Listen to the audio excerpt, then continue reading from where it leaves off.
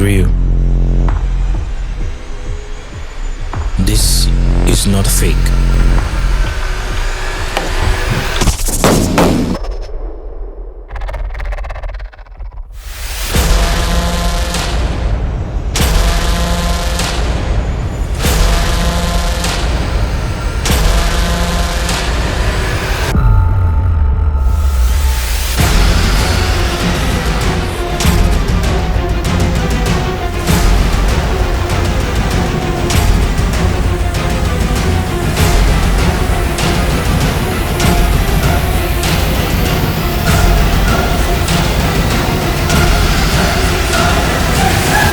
This is a story of Lawrence Anini, the Antichrist who never got a second chance. For you to understand this story, I need to take you through a journey of many words. You see, it all began in the 1980s in the old Bendel State, Nigeria, now known as Edo and Delta State. Born into a poor family in the 1960s was a young man named Anini, popularly known as the Law, who became famous as a result of his numerous robbery and violent activities, feared by many mortals, and in most cases, dying with the devil. Just like every child promises to be of good conduct to their parents, Anini was not exempted. Bright, young, and full of life, decided to travel to Benin for greener pasture. A school dropout who preferred to be an apprentice at a local mechanic workshop in Benin, according to unverified tales, was chased out of the workshop as a result of misconduct by his boss. Since part of his dream was to be a driver, he learned how to drive and became a very skillful driver in his time. So skillful that he later dived into the criminal business in the city and soon became a driver and transporter for gangs, criminal godfathers, and even thieves. Just like Robin Hood, there are always two sides to a coin: the benefits and the arrogance. His attitude led him to be seen as a man who could control the varied competing interests among motorpark touts and operators. Such embodiment of world talent had its own disadvantages. You know, people want to make money and they want to make it so fast. So it can be out of greed or of desperation. Whatever path they choose to ride on, there are always consequences of our action. He was among the most feared criminal in his time, so dreaded that even his fellow mortals considered him a spirit. And in the early 1980s, when politics was banned by the then Mohammed Buhari regime, Anini saw that armed robbery was far more lucrative than a 9-to-5 type of job. So he formed his own gang consisting of Monday Osobo, Friday Ofege, Henry Egbonwa, Eweka, and Zege Zege. Hold on. These were just the only ones we know because it was believed he had eyes in the police who supplied information and ammunition. And this kind of made capturing him quite difficult for the government.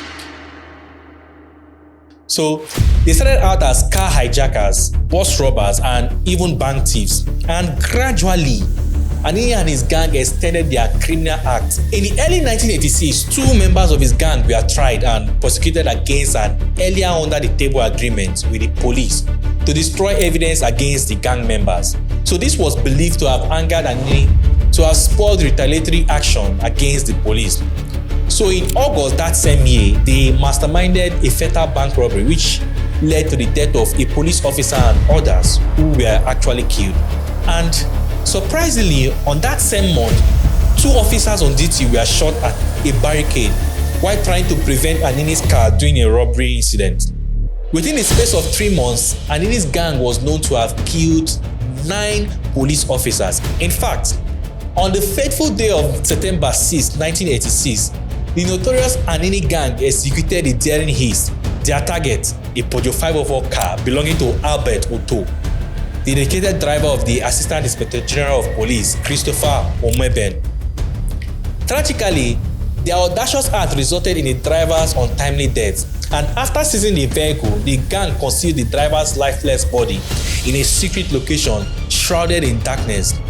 It will be 3 long and agonizing months before the skeletal remains of the unfortunate driver were discovered a staggering 16 kilometers away from the bustling city of Benin, concealed along the desolate stretches of the Benin-Agbo highway. The grim event didn't end there. Just 1 day after this harrowing incident, Anini and his accomplices, operating in a stolen Passat car, embarked on yet another audacious car hijacking operation. This time around, their target was another unsuspecting Peugeot 504. One will imagine their love for Peugeot 504. Now, the Peugeot 504 was situated in close proximity to the former Fedco office in Benin, and 2 days after this, 2 policemen were killed in one local government area of the state.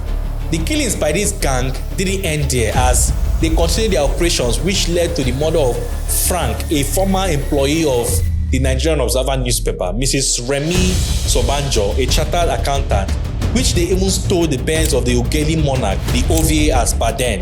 Now, the height of Anini's exploit, however, took place on October 1st, 1986, the Independence Day of Nigeria, when the State Commissioner of Police, Kasmi Ibokwe, was ambushed by this same gang in Benin and nearly yanked off his nose in a hail of bullets. The police boss actually survived the attack with serious injuries, and earlier that day, the Anini men had gunned down a policeman within the city. The Law, as he was nicknamed, doing an operation that went bad, had to escape from the police by driving in reverse from Agbo, Delta State to Benin City, Edo State. Indeed, he was actually regarded as a real-life James Bond, 007. And also on October 21st of that same year, Anini's robbery gang terminated the life of a Benin-based medical doctor, a Mojove, when they gunned him down along Textile Mill Road in Benin. Not done, his gang robbed the Agbo branch of African Continental Bank and carted away with about 46,000 naira, which was regarded as a big money as per those days. And a day after this operation, he spearheaded a 4-month reign of terror between August and December 1986. The popularity and violent nature caught the attention of media houses and even the government. The military president then, General Ibrahim Babangida, then ordered a massive manhunt for the Kingpin and his fellow robbers. The more they were hunted, the more intensified their activities became. That at a moment, it felt as if they were not going to be caught, and some credited their powers to be from juju, linking them to invisibility. Just like we always hear, after God, you fear the government. The manhunt for this criminal element did not stop. And about this time, Nigerian newspapers and journals were also publishing various reports and editorials on the Anini challenge, the Anini saga, the Anini factor, Lawrence Anini the man, the myth, Anini Jack the Ripper, and Lawrence Anini, a Robin Hood in Bendel. The Guardian asked emphatically in one of its reports, will they ever find Anini the law? And on the 3rd of December 1986, Yuan Rero, a dedicated police officer, found himself at the heart of a significant moment in Benin City. He received a valuable tip from the compassionate locals that led him to number 26 Eyomosa Street, right across from the Iguodala Primary School. So with a sense of duty coursing through him, he wasted no time and approached the house where Anini, the notorious criminal, was actually seeking refuge. And to his greatest surprise, he discovered Anini surrounded by 6 women, even though some stories said he was with his then girlfriend or so. Despite the odds, the courageous officer managed to apprehend Anini, encountering only minimal resistance. It was a moment that showcased the power of community of cooperation and unwavering determination of one man to uphold the law and bring a criminal to justice. The police led a crack 10-man team to the house, knocked on the door of the room, and Anini himself, clad in underpants, opened the door. Where is Anini? The police officer quickly inquired. That's as he was caught off guard and having no escape route. Anini all the same tried to be smart. Oh, Anini is under the bed in the inner room. As he said this, he made some moves to walk past the police officer and his team. In the process, he shoved and headbutted the police officer, but it was an exercise in futility. The officer promptly reached for his gun, stepped on Anini's right toe and shot at his left ankle. Anini surged forward, but the policeman took hold of him and put him in a sitting position. They then pumped more bullets into his left leg and almost severed the ankle from his entire leg. Already anguished by the excruciating pains, the Policeman asked him, "Are you Anini?" And he replied, "My brother, I won't deceive you. I won't tell you lie. I am actually Anini." He was transferred to a military hospital and had one of his legs amputated. That was after Monday Osogbo was also captured. When Anini's hideout was searched, police recovered assorted charms, including the one he usually wore around his waist during operations. It was instructed that after Anini was captured and dispossessed of his charms, the man who terrorized a whole state and who was supposed to be fearless suddenly became very much remorseful, making confessions that was against public expectations of a daredevil hoodlum who would remain deviant to the very end. Anini and his gang were captured except for Zege Zege, who may even be alive until today.